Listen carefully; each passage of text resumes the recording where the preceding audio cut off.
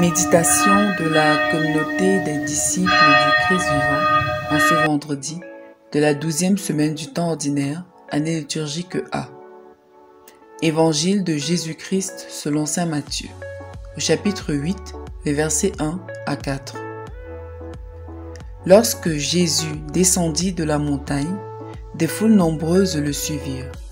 Et voici qu'un lépreux s'approcha, se prosterna devant lui et dit : « Seigneur, si tu le veux, tu peux me purifier. » Jésus étendit la main, le toucha et lui dit : « Je le veux, sois purifié. » Et aussitôt, il fut purifié de sa lèpre.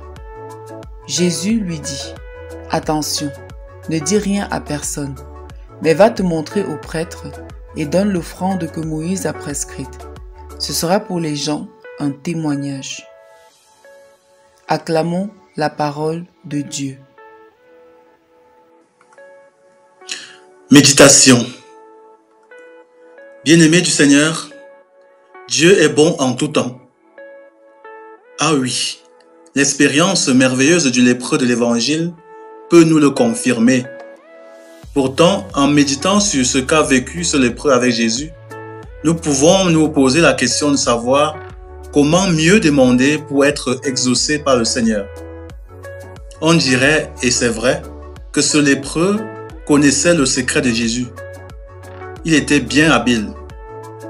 Il connaissait surtout profondément qui était le Christ et savait pertinemment de quoi il était capable. Il croyait donc fortement en lui. Et quel est ce secret de Jésus qu'on doit savoir pour mieux lui demander? Ce secret, Jésus nous le livre dans la prière du Notre Père. Il a lui-même pratiqué à la veille de sa passion au Jardin des Oliviers. Ce secret, le voici. Que ta volonté soit faite sur la terre comme au ciel. Mon Père, s'il est possible que cette coupe passe loin de moi, cependant, non pas comme je veux, mais comme tu veux. Mon Père, si cette coupe ne peut passer sans que je la boive, que ta volonté soit faite. Et avec le lépreux de l'Évangile, Seigneur, si tu le veux, tu peux me purifier. Voilà le secret pour mieux demander à Dieu. Jésus nous l'a enseigné en parole et en acte. Sa soumission à la volonté de son Père, qui est également notre Père, était pour nous une leçon de soumission à la volonté de Dieu. Bien-aimés, il est inutile de s'en prendre à Dieu parce qu'il ne fait pas ce que nous lui demandons. C'est une façon de nous détruire nous-mêmes. Lorsque nous prions ou avons besoin de quelque chose, Dieu qui connaît nos cœurs sait que nous en avons besoin avant même que nous ne l'ayons demandé. Donc, lorsque nous arrivons à faire notre demande à Dieu, nous ne l'informons pas. Nous lui disons ce qu'il sait déjà. La preuve est qu'il nous donne souvent beaucoup de choses, alors que nous ne les lui avons pas demandées. Il nous les donne parce qu'il est un bon Père. Il sait de quoi ses enfants ont besoin, qu'ils soient bons ou mauvais enfants. Donc, n'allons plus penser qu'avec nos demandes, nous pouvons faire pression sur Dieu, ou qu'en nous roulant à terre comme un bébé à qui les parents refusent des bonbons, nous pousserons Dieu à nous donner le serpent à la place du pain. Nous avons intérêt à demander qu'il fasse pour nous ce qu'il veut bien faire, car notre joie de vivre, nous la trouvons lorsque nous laissons que la volonté de Dieu se fasse dans nos vies. Ce lépreux nous enseigne aujourd'hui comment demander. Il faut dire: Jésus, si mon désir n'est pas le tien, alors écoute ton désir, Seigneur, et non le mien, parce que je veux ce que tu veux.